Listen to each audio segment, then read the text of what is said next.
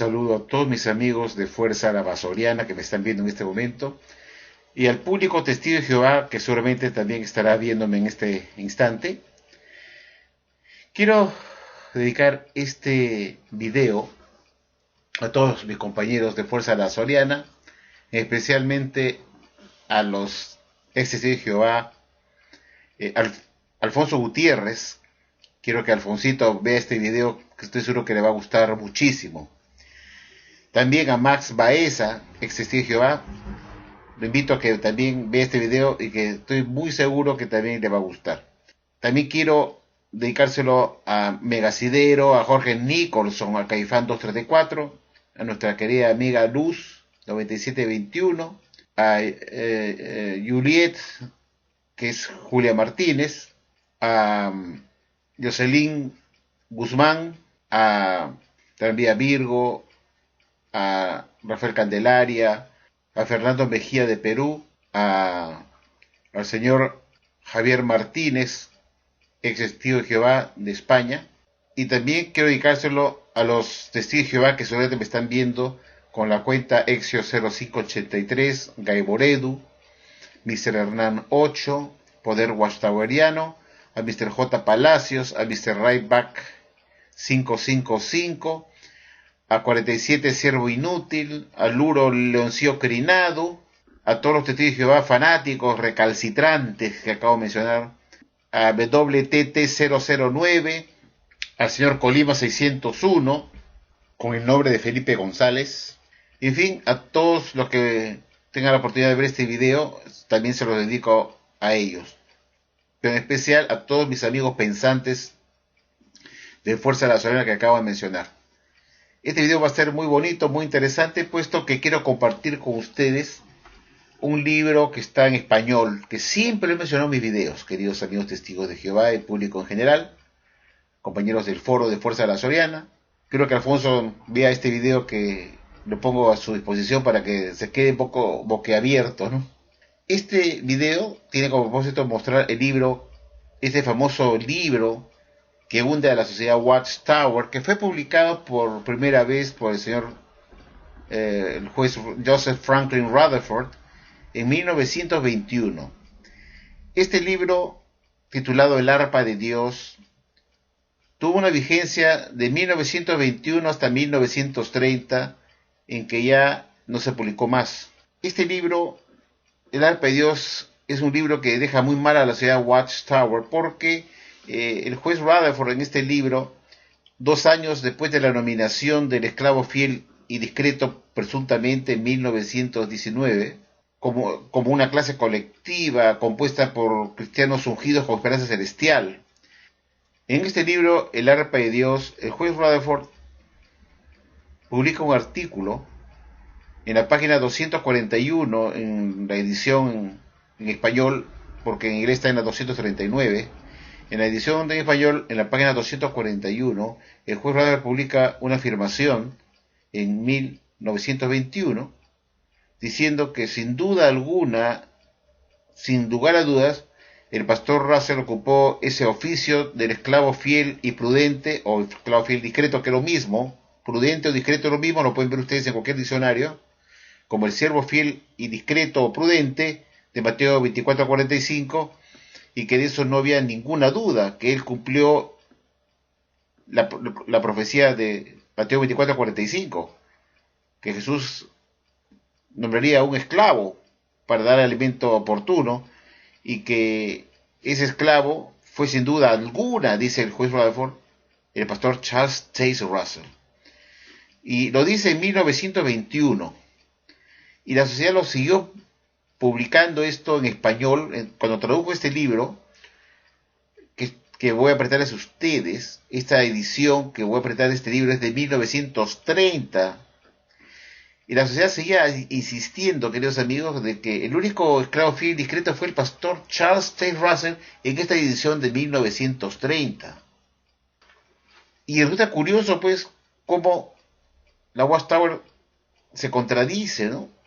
Porque dice la Watchtower que en 1927 recién el juez Rutherford cambió la idea de que el esclavo fiel y discreto fuera el pastor Russell,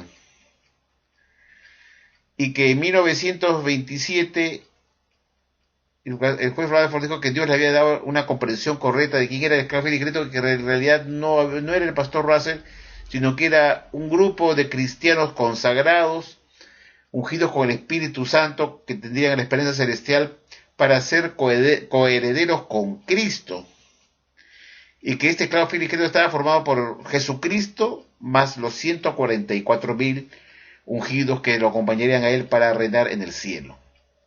Entonces, en 1927 se da la comprensión definitiva, supuestamente definitiva, de quién formaba el esclavo fiel y discreto. Ay, caramba.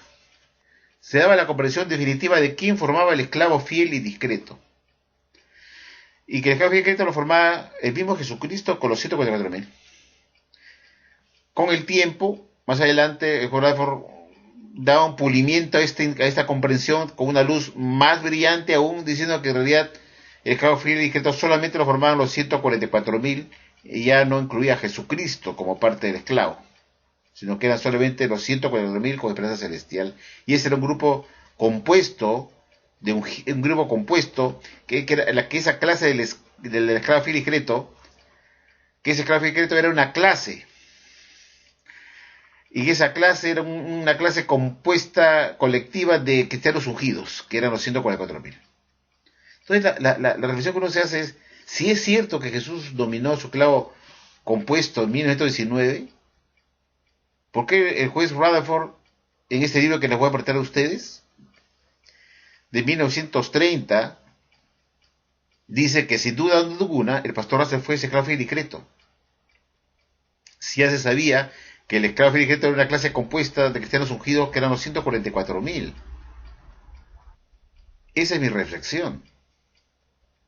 Y la otra cosa es que quiero mostrar es, en este libro que voy a presentar a ustedes, quiero que lo vea mi amigo Alfonso Gutiérrez, Amás Baeza, Megacidero y todas las chicas de Fuerza de la Soriana, como es Julia Martínez y Juliet, Julia Martínez y Luz, Caifán y Jorge Nicholson, a todos a Alex Saile también, Alex Saile. Mi pregunta es la siguiente, ¿no? Creo que ustedes reflexionen. Si realmente Jesús escogió un esclavo colectivo en 1919, ¿por qué recién se comprendió eso en 1927, cuando el juez Rutherford, en la atalaya del 15 de febrero de 1927, en la página 52, cambia esta comprensión, diciendo que en realidad el esclavo fiel y discreto no había sido pastor Russell, sino que era una clase, que el término esclavo era un término plural, era una clase, que en realidad ese esclavo no era una persona, sino una clase colectiva de cristianos ungidos con esperanza celestial, que eran los 144.000. Entonces, aquí vemos pues que esta religión confusa, esta religión va a ser religiones confusas, enredadas, mentirosas, puesto que hasta 1927 se entendía que el esclavo fiel y discreto era el pastor Russell.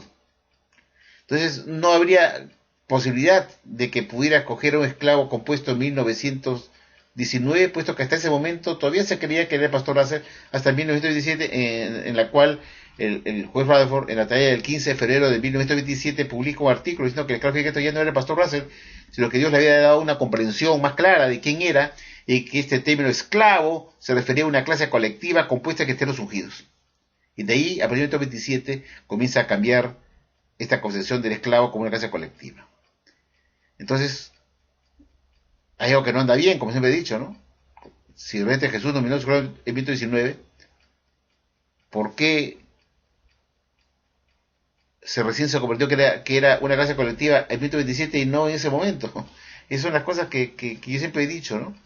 Y para ello siempre he mostrado una prueba que era irrefutable. Si verdaderamente el juez Rutherford hubiera entendido que él había sido elegido como el esclavo fiel discreto junto con el grupo de directores ungidos que estaban con él para dar elemento espiritual bajo una clase compuesta de cristianos ungidos de los 144.000, ¿por qué en 1921, cuando recién publica el juez Rutherford su libro El arpa de Dios, titulado así El arpa de Dios, en la página 241, el señor Rutherford dice que sin duda alguna el único que ocupó el oficio del esclavo fiel y discreto, del cual Jesús había hablado en Mateo 24:45, fue el pastor Russell. O sea, ¿cómo es posible que, si es cierto, como decía en la Watchtower ahora, que el esclavo fiel y discreto fue nominado en 1919 como una clase colectiva, el juez Rutherford publica 2 años después, de 1919, un artículo que contradice lo que la Watchtower afirma ahora, diciendo que era una clase colectiva lo que Jesús escogió en 1919, una clase de cristianos fieles ungidos que formaban la clase del esclavo fiel y discreto. Y el juez Rutherford dice otra cosa en 1921. Él no tenía ni siquiera idea que él había sido escogido como presidente de la Watchtower, como el más capaz para ser esclavo fiel y discreto, como en su sola persona, sino él dice que sin duda el único esclavo fiel y discreto fue el pastor Russell. Y eso lo quiero mostrar a ustedes en el libro que voy a mostrar a ustedes a continuación, se llama La Arpa de Dios en español. Ese es el primer punto que yo quiero tocar con ustedes. ¿Cómo es posible que la Watchtower publique un libro todavía en español en 1930? Es decir, señores, fíjense la gravedad del asunto, del libro de 1930, es decir, 11 años después de 1919, 11 años después, y diciendo que el único esclavo fiel y discreto era el pastor Russell. Y eso se da como alimento espiritual a los hispanos, que el único esclavo fiel y discreto es el pastor Russell. Prueba de ello es este libro, El Arpa de Dios, escrito por el juez Rutherford en su sola persona, en 1921, como primera vez, y esta es la edición de 1930 en español que le estoy mostrando. Es decir, la Watchtower en 1930 todavía seguía insistiendo que el único esclavo fiel y discreto era el pastor Russell. ¿Cómo es posible eso si se supone que en 1919 había sido elegido una clase compuesta de cristianos ungidos para ser esclavo fiel y discreto, y Jesús hizo la primera denominación de sus esclavos en Mateo 24:45, y vimos que hasta 1930 la Watchtower seguía insistiendo que el único esclavo fiel y discreto de Mateo 24:45 es el pastor Russell, y que de eso no había duda alguna? ¿Cómo se explica eso? Inclusive 3 años después que se hizo el cambio, en 1927, reconociendo al esclavo como una clase colectiva, la Watchtower seguía insistiendo 2 años después que el único esclavo fiel y discreto era el pastor Russell. Sí, esas cosas que tiene esta religión falsa, ¿no? Y por eso quiero mostrarles este libro a ustedes con eso que está ahí, con eso de que la Watchtower, que el juez Rutherford afirmó hasta 1930, es decir, Rutherford estaba vivo en 1930, y este libro seguía publicando, un libro de él seguía publicando hasta 1930, diciendo que el único esclavo fiel y discreto era el pastor Russell. Eso es lo grave del asunto, ¿no? Las pruebas me remito, voy a mostrar ahora el libro, para que vean ustedes, para que vean el libro y vean lo que dice la página 241. La otra que quiero mostrarles de este libro, que le va a gustar seguramente al señor Alfonso Gutiérrez y a Begacidero y a todos los que están viendo en este video, como Max Baeza, Fernando Mejía y a la vez Alex Saile, es como la Watchtower en 1930, con este libro mismo del Arpa de Dios, comienza a explicar cuándo había ocurrido la segunda venida de Jesús. Y van a ver cómo la Watchtower saca el texto de Daniel, capítulo 12, y nos explica, es increíble, cómo se calcula la fecha, cómo calcula el señor Rutherford la fecha de la segunda venida de Jesús. Y cuándo se realizó la segunda venida de Jesús, tal como lo había enseñado su maestro, el pastor Russell, igualito.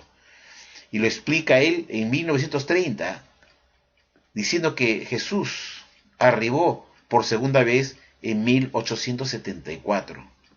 Entonces la pregunta que yo quiero plantear acá es la siguiente, ustedes tienen que ver.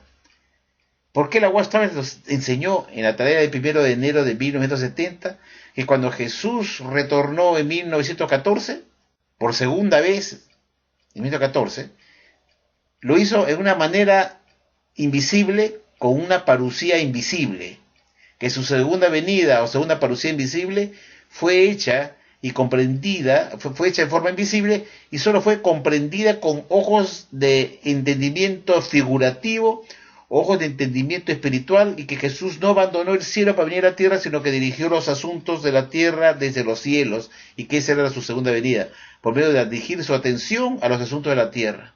Y que eso fue entendido solamente por los testigos de Jehová que tenían ojos de entendimiento espiritual.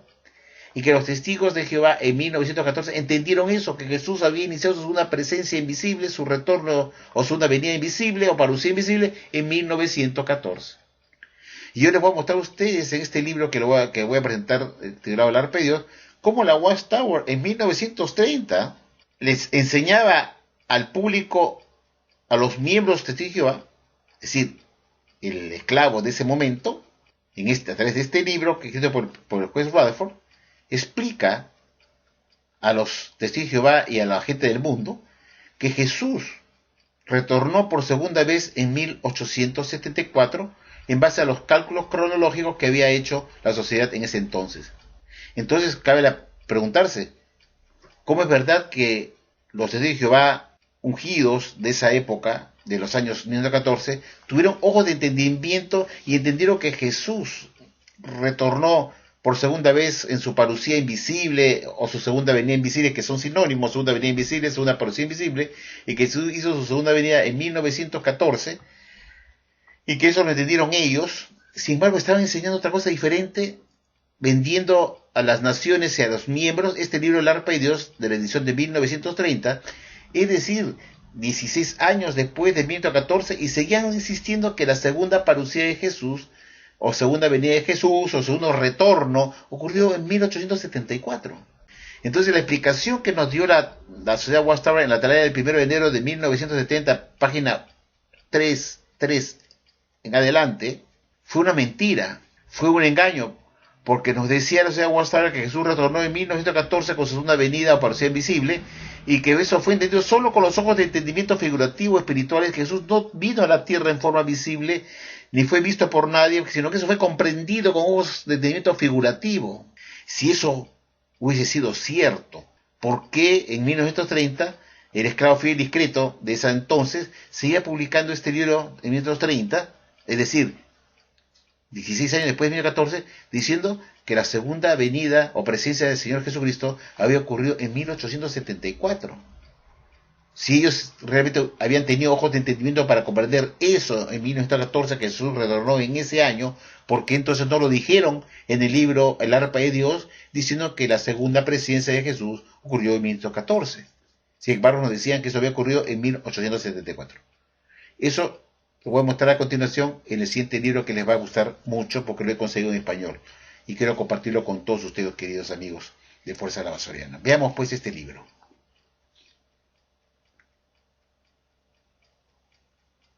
Bueno amigos, aquí tenemos el libro titulado El Arpa de Dios en español, y que vamos a analizarlo con mucha calma, y quiero compartirlo con ustedes. Aquí vemos, por ejemplo, este libro El Arpa de Dios. Veamos de qué año es esta edición. Es de 1930 en española.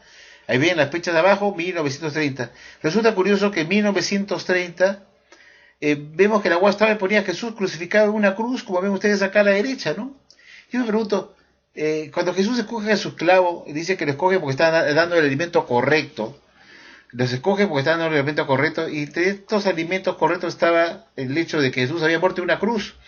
Y seguían enseñando esto. Estamos en 1930, 11 años después de la selección del esclavo, y Jesús los escoge porque está dando el alimento correcto, y Jesús, bien gracias, sigue adelante enseñando que yo he muerto en una cruz, y no pudo decir a su esclavo en 1919, apenas lo nominó, que a partir de ese año en adelante ya jamás pusieran una representación de él muerto en una cruz y en una estaca. ¿Por qué seguían publicando que Jesús había muerto en una cruz 11 años después de haber sido nominados como el esclavo fiel y discreto para dar a las naciones el alimento espiritual correcto y oportuno a los domésticos? Y Jesús se quedó mudo y no pudo darles, por inspiración del Espíritu Santo, una corrección a esto, diciendo que yo he muerto en una estaca. Sin embargo, lo vemos acá alegremente publicando este libro de la Arpa de Dios, representando a Jesús crucificado. Qué curioso, ¿no? 1930, fíjense la fecha, eso no es mentira. Este libro originalmente fue publicado por primera vez por el juez Rutherford en 1921, y eso lo podemos ver acá. Miren ustedes, copyright 1921. En ese momento se llamaba People's Pulpit Association, así se llamaba pues una de las empresas que tenía la Watchtower, que se llamaba The People's Pulpit Association. Como digo, es de Brooklyn, Nueva York, United States of America, 1921. Ese es el año que publicó el juez Rutherford esto. este libro. Ahora veamos, vamos a irnos a la página 231 para compartir con ustedes. Miren lo que dice acá el juez Rutherford en esta publicación de este libro, la página 231, tocando ahora el asunto de la vuelta de nuestro Señor. ¿Cuándo ocurrió y en base a qué texto bíblico? De hecho, 29, 30 y 31. Miren acá, vamos acá a la página 230 que está acá abajo. Dice acá, vamos a... No puedo agrandarlo mucho porque si no, no se pierde todo el panorama. Dice, acá este párrafo que vemos acá, que es el 419, es este que está acá abajo, acá a la izquierda, dice: la cosa más importante a la cual señalaban todas las profecías y por la cual los apóstoles han estado en espera es la segunda venida del Señor. Se describe por el profeta, acá en la página 231, como un tiempo de bendición. O sea, la venida de Jesús se describe por el profeta como un tiempo de bendición, y saca el texto de Daniel que dice: bienaventurado, significa bendición, bienaventurado aquel que espere y alcance a 1335 días. O sea, bendito aquel que pudiera alcanzar 1335 días. Daniel 12:12. Y dice así: los vigilantes o veladores que aquí se alude, sin duda alguna son aquellos a quienes el Señor ha encargado que velen por su retorno. Por lo tanto, una vez que entienda esta fecha, sin duda fijará la fecha o tiempo que el Señor debe aparecer por segunda vez. Aplicando la misma regla de un día por un año, está haciendo ahora la comprensión de este texto de Daniel 12:12, que habla de 1335 días. Y dice pues, aplicando la misma regla de un día por un año, 1335 años después del 539, nos traen hasta el año de 1874 de nuestra era cristiana, a cuyo tiempo, de acuerdo a la cronología bíblica, es la fecha para la segunda presencia del Señor, o la segunda venida del Señor, o la segunda parucía invisible del Señor. Si este cálculo es correcto, desde esa fecha en adelante debemos encontrar algunas evidencias indicativas de la presencia del Señor. Entonces la pregunta es, ¿por qué en 1930 se nos decía que en 1874 había comenzado la fecha del retorno de Jesús por segunda vez con su presencia? Esa es la gran pregunta, que en ese año de 1964 había sido la fecha para la segunda presencia del Señor, como vemos claramente acá. Curioso, ¿verdad? No nos dice que tuvieron ojo de entendimiento para entender que fue el año 1914 la fecha en que este texto de Daniel 12:12 se cumplió, que fue el año de 1914 que entendieron que Jesús inició su retorno, su segunda venida invisible, su una aparición invisible, sino que dice que fue en 1874. Y ahora quiero ir a la página 241 y léele usted lo que dice acá, pues. Dice acá, pues. Miren qué. Sin duda alguna, dice, el pastor Russell llenó el oficio que el Señor había provisto y sobre el cual habló, siendo él, por lo tanto, el siervo fiel y prudente. Por si acaso, prudente también significa discreto, vean cualquier diccionario. Y prudente, que ministró o suministró a la familia de la fe el alimento a tiempo. El pastor Russell terminó su carrera terrestre en el año de 1916. En 1884, el pastor Russell incorporó el Watchtower Bible and Tract Society con el fin de que esta sociedad pudiera continuar la tarea de la siega después de su muerte, cosa que aún hace. Vamos a repetir esto para tenerlo bien presente. ¿Qué nos decía la Watchtower en 1930? Pues, me crea que no son chismes ni calumnias de mi parte. Bajo el título La Vuelta de Nuestro Señor, dice, fíjense, el título es La Vuelta de Nuestro Señor. Página 141, dice, sin duda alguna, el pastor Russell llenó el oficio que el Señor había provisto y sobre el cual habló, es decir, que iba a escoger a un esclavo fiel y discreto, sobre el cual habló, siendo él, por lo tanto, el siervo y fiel, el siervo fiel y prudente. Por si acaso prudente también significa discreto. Vean cualquier diccionario. El siervo fiel y prudente que ministró o suministró a la familia de la fe el alimento a tiempo oportuno. El pastor Russell terminó su vida terrestre en el año de 1916.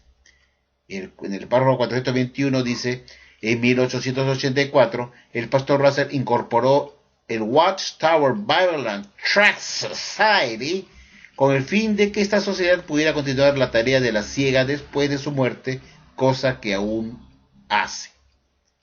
Entonces la pregunta es obvia. ¿Por qué la Watchtower tendría que publicar en 1930 y reimprimir este libro de 1921 al español en 1930 o hasta 1930, afirmando que el único esclavo fiel y discreto que Jesús había prometido que iba a proveer para dar alimento a su debido tiempo era sin duda alguna el pastor Charles Taze Russell, si ya en 1930 se entendía que el esclavo fiel y discreto de Mateo 24:45 no era el pastor Russell, sino era una clase colectiva de cristianos ungidos. ¿Por qué en 1930 la Watchtower seguía insistiendo, vendiendo este libro en 1930 en español, diciendo que sin duda alguna el pastor Russell llenó el oficio que el Señor había provisto y sobre el cual habló? O sea, con lo que habló pues en Mateo 24:45, pues, ¿no? Siendo él, por lo tanto, el siervo fiel y prudente que ministró la familia de la fe el alimento a tiempo, debido o a su debido tiempo. El pastor Russell terminó su carrera terrestre en el año de 1916. No hay duda, pues, amigos, que esta versión de la Watchtower enseña doctrinas contradictorias que son fácilmente descubribles, fácilmente desenmascarables. Y lo vemos acá en este libro, pues, que la Watchtower seguía vendiendo en 1930, un libro de 1921 publicado por el juez Rutherford por primera vez en inglés y traducido al español después, y esta es la edición que hemos visto muy claramente de 1930. Aquí vemos la fecha de 1921 muy claramente, que fue la fecha original que se publicó este libro, 1921. Sin embargo, esta es la edición española que vemos acá, 1930. International Bible Students Association Watchtower Bible and Tract Society. ¿Se dan cuenta ustedes, amigos? Y miren acá, pues, a la derecha, qué curioso, ¿no? Poner acá la foto, aquí a la derecha, esta imagen. En 1930, señores. Jesús crucificado en una cruz. Y Jesús viendo que publicaba esto. Y 11 años después de su nominación. Y seguían poniendo que Jesús había muerto en una cruz. Y Jesús estaba mudo por 11 años. Viendo cómo publicaban esto año tras año. Durante 1921, 22, 23, 24, 25, 26, y seguían publicando alegremente que Jesús había muerto en la cruz, y Jesús estaba mudo, pues, aprobando esto, diciendo que bien, pues sí, yo muerto en una cruz. De recién esto fue cambiado en 1936, la Watchtower descarta que Jesús había muerto en una cruz recién en 1936, es decir, estamos hablando de 18 años o 17 años después de haber sido nominado el esclavo. Recién después de 17 años, señores, recién Jesús se comunica con su esclavo para decirle, oiga, cambien eso, yo he muerto en una estaca. En 1936 fue la última vez que la Watchtower puso en sus libros y en su revista Atalaya a Jesús en una cruz. ¿Cómo es posible que después de 17 larguísimos años Jesús no haya dicho nada a su esclavo nominado en 1919 que él no había muerto en una cruz, en una estaca?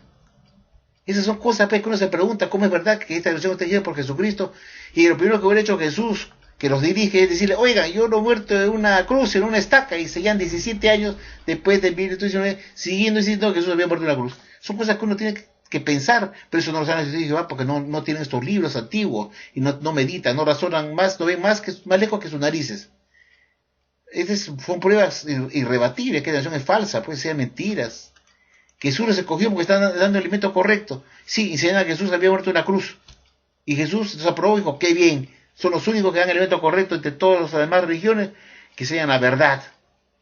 Y Jesús debió decirles inmediatamente, apenas los nominó, decir, oiga, un momento, de hoy en adelante, a partir del momento 19, no me pongan que yo he muerto en una cruz, en una estaca. ¿No es cierto? Ay, Dios mío. Ay, bueno, eso lo he puesto para que ustedes mediten sobre todos esos temas que quería tocar con respecto a quién era el esclavo fiel y discreto y cuándo realmente retornó Jesús como se llama la Watchtower hasta este momento de 1930. Jesús había vuelto en su porción invisible, es una avenida invisible, en 1874 y no en 1914, ni tampoco tuvieron ojos de entendimiento en absoluto de los estudiantes de la Biblia de ese entonces que Jesús había retornado en 1914. Todo es mentira, pues. Como hemos visto, queridos amigos, con esta prueba indiscutible, que esta versión es recontra falsa, mentirosa y engañadora. Que ella misma se desenmascara ella sola. La Watchtower sola se autodestruye con sus propias publicaciones que contradicen lo que ellos afirman ahora.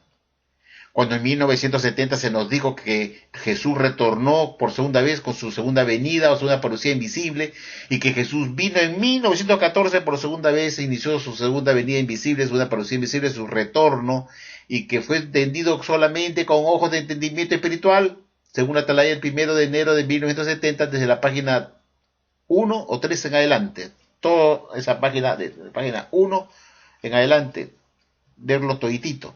Nos decía que eso fue comprendido con ojos de entendimiento, que Jesús retornó y vino y se entendió con los ojos de entendimiento espiritual, y que eso lo entendieron los estudiantes de la Biblia de aquel tiempo, que comprendieron eso, que en 1914 Jesús retornó con su segunda venida o presencia invisible o parucía invisible. Y Jesús desde los cielos comenzó a dirigir su atención a los asuntos de la tierra, y eso consistía en la segunda venida de Jesús. Su atención a los asuntos de la tierra, y que no significaba que él tuvo que abandonar los cielos para venir a la tierra.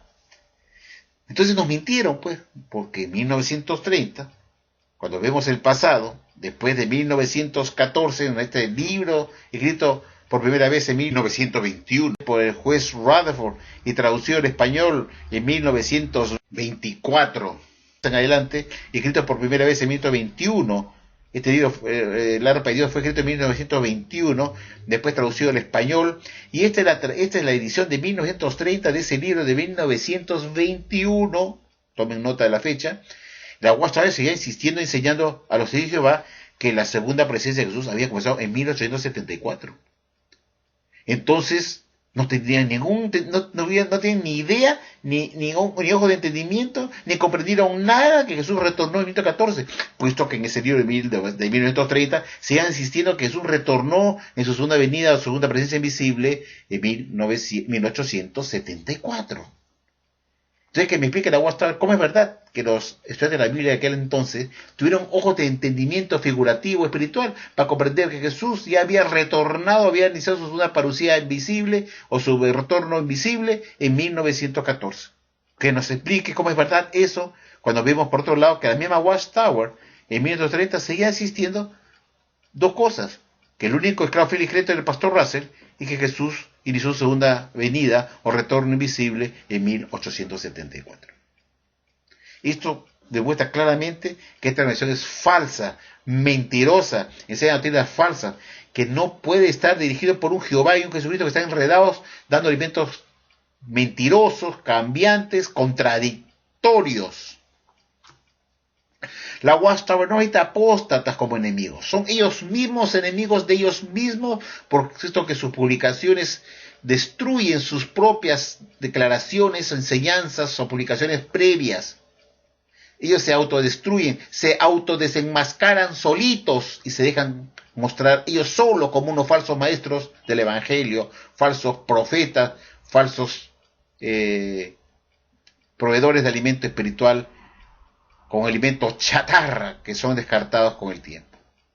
Y este libro, que lo tengo en español, quería compartirlo con ustedes, queridos amigos, y quienes los quieran, lo deseen, se lo puedo enviar, porque ahí pueden corroborar lo que la Watchtower enseñaba hasta 1930, todo lo contrario de lo que afirmaban después.